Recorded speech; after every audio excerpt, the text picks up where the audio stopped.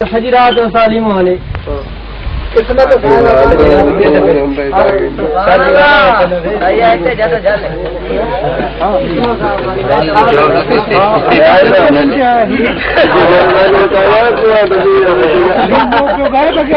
बड़ा मछड़ा है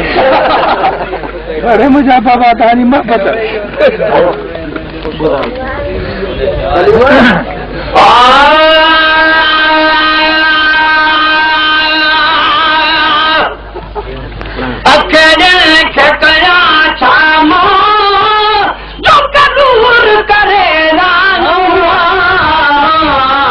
महबूब से दिल खे मजबूर करे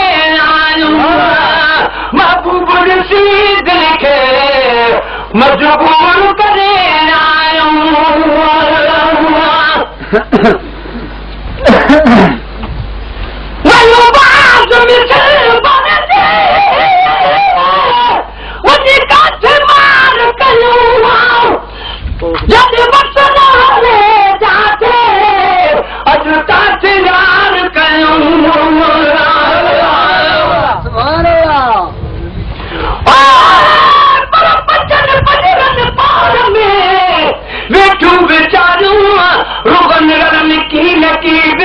बीमारों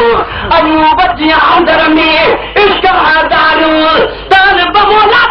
तू बिरखी प्यारियों मोहब्बत जो मानू बूढ़ू गोए खटी है बनू मारा वनु बात मिलते बारे दे वनी काटे मार करूं जब बचन हले जाते अजुता से यार करूं इन मौत मरण मोरे मंजूर करे लानू महबूब चीज के मजबूर करे लानू महबूब चीज के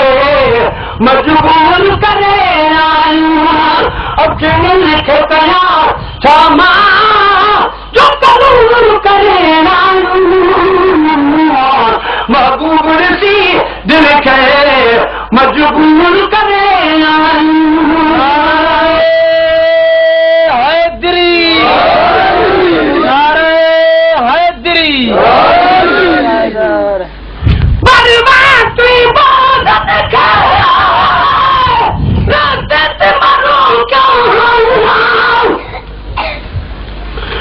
तब वहाँ नहीं चाहे पंजारोई छो क्यों सुभान अल्लाह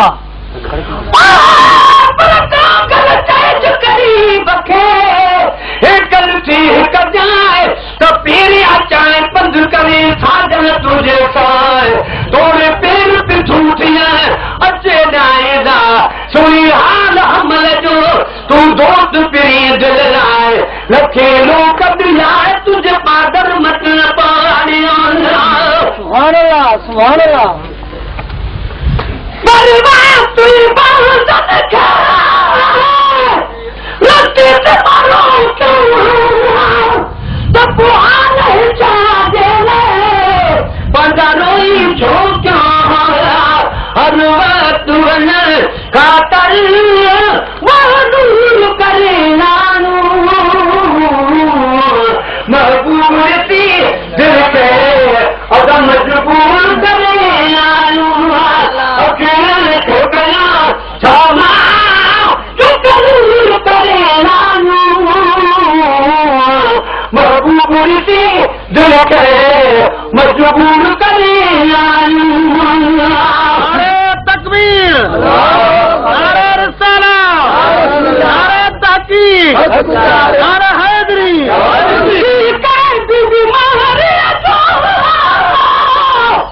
बीमार बच्चे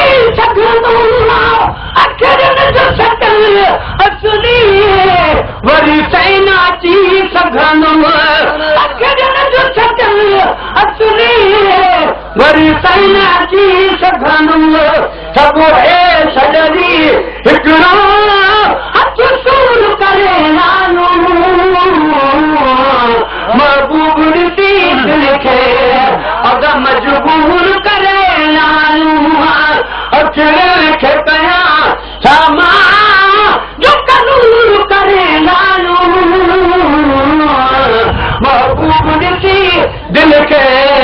मजबूर करे